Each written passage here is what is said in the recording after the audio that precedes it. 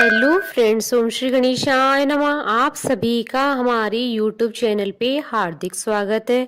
आप सभी को गुड़ी पड़वा की हार्दिक शुभकामनाएं। फ्रेंड्स, आज हम इस वीडियो में बात करेंगे कि गुड़ी पड़वा का शुभ मुहूर्त क्या है, गुड़ी पड़वा की पूजा विधि, गुड़ी पड़वा का महत्व और गुड़ी पड़वा से जुड़ी पौराणिक कथाओं की। फ्रेंड्स, वीडियो शुरू करने से पहले आपसे रिक्वेस्ट है, अगर आप हमारे चैनल पर नए हैं और आपने अभी तक चैनल को सब्सक्राइब नहीं किया है तो प्लीज़ सब्सक्राइब कीजिएगा चैनल को, साथ ही प्रेस कीजिएगा बेल आइकन को, जिससे नए वीडियो से रिलेटेड नोटिफिकेशन आपको तुरंत प्राप्त हो सके। और वीडियो पसंद आने पर वीडियो को लाइक और शेयर जरूर कीजिएगा ताकि सभी भक्तों को इस वीडियो का लाभ प्राप्त हो सके। और कमेंट बॉक्स में ओम श्री गणेशाय नमः जरूर लिखिएगा। गुड़ी पड़वा का पर्व चैत्र मास की शुक्ल पक्ष की प्रतिपदा को मनाया जाता है। इस दिन से ही हिंदू नव वर्ष का आरंभ होता है। इसे वर्ष प्रतिपदा या उगादि भी कहा जाता है। गुड़ी का अर्थ होता है विजय पताका, तो वहीं पड़वा प्रतिपदा तिथि को कहा जाता है। इसलिए इस दिन लोग घरों में गुड़ी फहराते हैं, आम के पत्तों की बंधनवार से घरों को सजाते हैं। इसी दिन से ही नव संवत्सर की शुरुआत होती है, अतः इस तिथि को नव संवत्सर यानी नए साल के रूप में मनाया जाता है। इसी दिन से चैत्र नवरात्रि का आरंभ होता है और माँ दुर्गा के 9 स्वरूपों की पूजा की जाती है। गुड़ी पड़वा का पर्व आंध्र प्रदेश और महाराष्ट्र में विशेष रूप से लोकप्रिय पर्व है। कहा जाता है कि इस दिन भगवान राम अयोध्या वापस लौटे थे और उनका राज्याभिषेक हुआ था। महाभारत काल में भी इसी शुभ दिन पर युधिष्ठिर का भी राज्याभिषेक हुआ था। मान्यता है कि इसी दिन से ही सतयुग की शुरुआत हुई थी और ब्रह्मा जी ने इसी दिन ब्रह्मांड का निर्माण किया था और जीवन की शुरुआत की थी। इसी दिन ही भगवान विष्णु ने मत्स्य अवतार लिया था। इस दिन लोग अपने घरों की अच्छी तरह से सफाई करके रंगोली बनाकर बंधनवार लगाते हैं। बंधनवार को बहुत ही शुभ माना जाता है। इससे घर में नकारात्मक शक्तियां प्रवेश नहीं करती हैं। महाराष्ट्र में इस त्योहार को पूरे रीति रिवाजों के साथ मनाया जाता है। महाराष्ट्र के लोग इस दिन दरवाजे पर रंगोली बनाते हैं। इसके अलावा रंगोली के साथ ही स्वास्तिक का निशान भी बनाया जाता है। ऐसा माना जाता है कि रंगोली में स्वास्तिक का निशान बनाने से घर में सकारात्मक ऊर्जा का प्रभाव होता है। इस दिन लोग अपने घर के दरवाजों पर आम के पत्तों की तोरण बांधते हैं। इस दिन लोग सुबह उठकर अपने शरीर पर बेसन और तेल का उपटन लगाकर स्नान करते हैं और नए वस्त्र धारण कर भगवान सूर्य की पूजा करते हैं। महाराष्ट्र के लोग इस दिन को नई चीजों, नए आभूषणों, घर खरीदने के लिए बेहद शुभ मानते हैं। गुड़ी पड़वा के दिन बर्तन पर स्वास्तिक का चिन्ह बनाकर रखा जाता है। लोग इस दिन पारंपरिक वेशभूषा धारण करते हैं। माना जाता है कि गुड़ी लगाने से घर में समृद्धि आती है। गुड़ी पड़वा के दिन सूर्य देव की आराधना को महत्व दिया जाता है।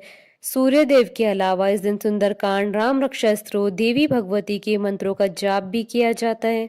गुड़ी पड़वा के पर्व पर विशेष प्रकार के व्यंजन भी तैयार किए जाते हैं। पूरन पोली नाम का मीठा व्यंजन इस पर्व की खासियत है। महाराष्ट्र में श्रीखंड भी विशेष रूप से बनाया जाता है। वहीं आंध्रा में पचड़ी को प्रसाद के रूप में बनाकर बांटने का प्रचलन भी गुड़ी पड़वा के पर्व पर है। गुड़ी पड़वा के दिन महाराष्ट्र में सभी लोग अपने घरों में गुड़ी की स्थापना करते हैं। गुड़ी एक बांस का डंडा होता है जिसे हरे या पीले रंग के कपड़े से सजाया जाता है। इस कपड़े को बांस के डंडे पर सबसे ऊपर बांधा जाता है। इसके अलावा माला, इस पर नीम और आम के पत्ते भी बांधे जाते हैं। सबसे ऊपर तांबे या चांदी का लोटा रखा जाता है। गुड़ी को लोग भगवान ब्रह्मा के झंडे के रूप में देखते हैं। इसकी स्थापना कर लोग भगवान विष्णु और ब्रह्मा के मंत्रों का उच्चारण कर उनसे प्रार्थना करते हैं। फ्रेंड्स, अब ये जानते हैं गुड़ी पड़वा के शुभ मुहूर्त के बारे में। हिंदू पंचांग के अनुसार साल 2024 में गुड़ी पड़वा का पर्व 9 अप्रैल 2024 मंगलवार के दिन है। चैत्र शुक्ल प्रतिपदा तिथि प्रारंभ होगी 8 अप्रैल 2024 को रात्रि 11:50 पर और चैत्र शुक्ल प्रतिपदा तिथि का समापन होगा 9 अप्रैल 2024 को रात्रि 8:30 पर। इस दिन अमृत सिद्धि योग और सर्वार्थ सिद्धि योग का भी दुर्लभ संयोग बन रहा है। इन योगों के बनने के कारण अष्ट सिद्धियों और नव निधियों की प्राप्ति होगी। अमृत सिद्धि योग और सर्वार्थ सिद्धि योग का प्रारंभ होगा 9 अप्रैल 2024 को सुबह 7:32 पर और अमृत सिद्धि और सर्वार्थ सिद्धि योग का समापन होगा 10 अप्रैल 2024 को सुबह 5:06 पर। साल 2024 में ये गुड़ी पड़वा के दिन मराठी शक संवत 1946 का प्रारंभ होगा। फ्रेंड्स, अब आइए जानते हैं गुड़ी पड़वा की पूजा विधि क्या है। गुड़ी पड़वा या नव संवत्सर के दिन प्रातः काल नित्य कर्म कर तेल का उपटन लगाकर स्नान आदि से शुद्ध एवं पवित्र होकर हाथ में गंध अक्षत पुष्प और जल लेकर देश काल के उपचारण के साथ ही पूजन करने से सुख समृद्धि प्राप्त होती है। पूजन का शुभ संकल्प कर नई बनी हुई चौरस चौकी या बालू की वेदी पर स्वच्छ श्वेत वस्त्र बिछाकर उस पर हल्दी या केसर से रंगे अक्षत से अष्टदल कमल बनाकर उस पर ब्रह्मा जी की स्वर्ण मूर्ति स्थापित करी।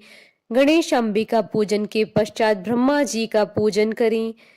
पूजन के अनंतर विघ्नों के नाश और वर्ष के कल्याण के कारक तथा शुभ होने के लिए ब्रह्मा जी से विनम्र प्रार्थना की जाती है। इस दिन पंचांग का श्रवण किया जाता है। नवीन पंचांग से उस वर्ष के राजा मंत्री सेनाध्यक्ष आदि तथा नव वर्ष का फल श्रवण करना चाहिए। सामर्थ्य अनुसार पंचांग का दान करना चाहिए तथा प्याऊ की स्थापना करनी चाहिए। इस दिन नया वस्त्र धारण करना चाहिए तथा घर को ध्वज पताका बंधनवार आदि से सजाना चाहिए। गुड़ी पड़वा के दिन नीम के कोमल पत्तों पुष्पों का चूर्ण बनाकर उसमें काली मिर्च नमक हींग जीरा मिश्री और अजवाइन डालकर खाना चाहिए। इससे रुधिर विकार नहीं होता है और आरोग्य की प्राप्ति होती है। इस दिन नवरात्रि के लिए घट स्थापना और तिलक व्रत भी किया जाता है। इस व्रत में यथासंभव नदी सरोवर अथवा घर पर स्नान करके संवत्सर की मूर्ति बनाकर उनका चैत्राय नमः वसंताय नमः आदि मंत्रों से पूजन करना चाहिए।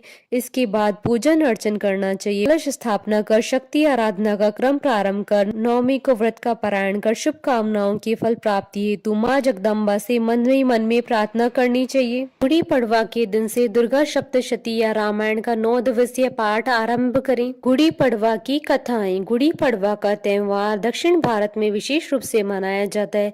त्रेता युग में दक्षिण भारत को बाली का राज्य माना जाता था। जिस समय रावण ने माता सीता का हरण किया था उस समय रावण से माता सीता को वापस लाने के लिए भगवान श्री राम को एक विशाल सेना की आवश्यकता थी।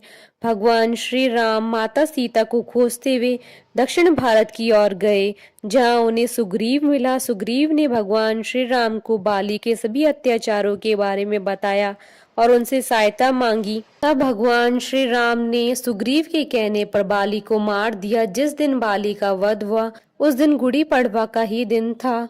गुड़ी पड़वा से जुड़ी एक और कथा प्रचलन में। इस कथा के अनुसार शालीवाहन के पास युद्ध के लिए कोई सेना नहीं थी, इसलिए उसने एक मिट्टी की सेना का निर्माण किया और उसमें प्राण डाले। जिस दिन शालीवाहन ने मिट्टी के पुतले में प्राण फूके थे उस दिन चैत्र शुक्ल प्रतिपदा का दिन था।